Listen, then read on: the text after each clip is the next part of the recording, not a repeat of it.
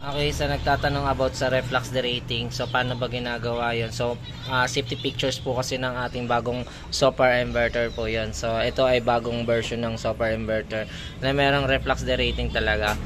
So, pagka tinanggal mo siya, halimbawa, ginawa mo siyang normal, entry mo, long press. Tapos, pumunta ka sa setting ng 17.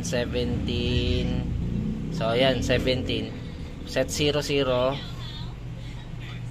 Tapos 1. So pagka sinet mo yan ng reflux derating, meron niyang reflux enable saka disable. So pag disable mo siya, so success siya, makikita mo magpi-pick yung harvest niya. So pick yung harvest niya. Okay? Tapos 00 siya. So pero ang problema mo diyan, magtatapon siya sa metro. Okay? So nagtatapon siya sa metro. Ayun na, naka-reverse. Tapos nagtatapon siya ng halos almost 90 watts. Okay.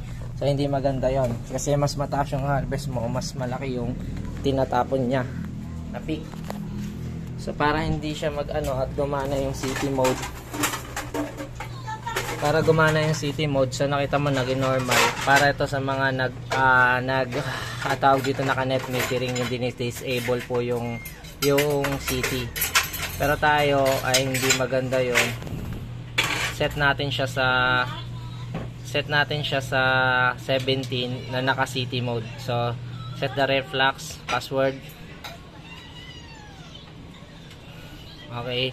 So set natin siya enable, tapos set city mode.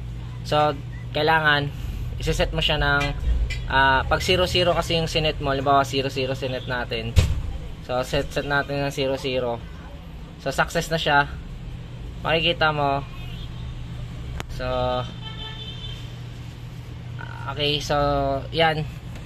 Nag 00 tayo pero may natitira dito 40. So para mawala yung tira-tira na 40 na yan, pag siniro mo yan, gawin mo at enter.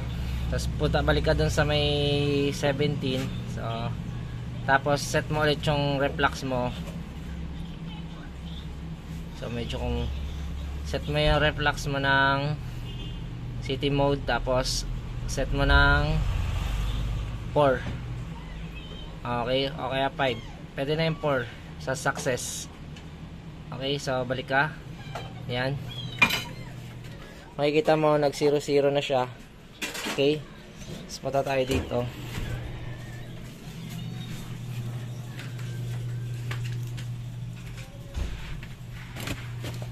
Ayun. So naka 00 siya, tapos wala siyang forward or wala siyang naka-delivered or reverse. So pero 00 siya. Okay? So ganun lang mag-set ng ating reflux derating. Kasi kapag nagdadagdag ka sa ng reflux derating, may natitira sa iyo. Okay, sa akin 00. Pero pag sinet mo ulit yung reflux derating mo ng halimbawa, set natin yung reflux derating ng ayun, so mali tayo ng enter. So set natin yung reflux natin ng city mode. Set natin ng 1, di ba? 1. So ayun. So naset natin ng 1. Papansin mo may natitira siya na 30 watts. Yun yung pictures niya. Ibig sabihin, nagtitira siya ng mga ilang dun sa consume mo.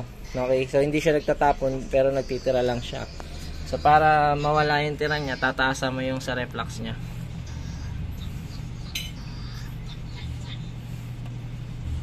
So, set natin ng 4.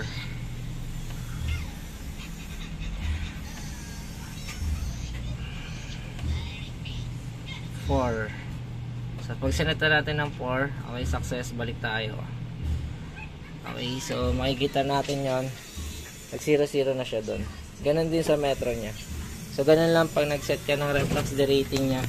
So isa pa dyan, Okay, so ganun lang po pag set ng reflux derating. Okay lang po 'yon. Pag nag-normal po 'yon, ibig sabihin naka-net metering ka. Kung may net metering ka, disable mo yung reflux yung reflux mo, disable mo siya para yung sobrang harvest niya is natatapon niya. So ngayon ay gumagana yung ating off-grid. Yan.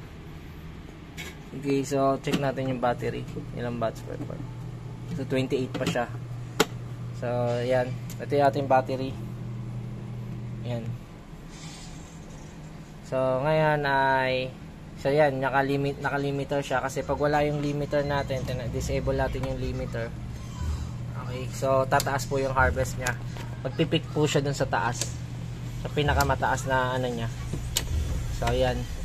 Ayan, tumaas, di ba?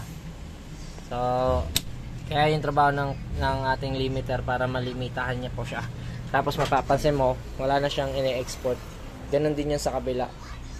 0-0 na talaga siya. So, yun lang about sa reflux derating. Yan. Okay lang yan. Normal na lumalabas yung reflux derating. Okay na yan. Wala problema doon, guys. Thank you for watching.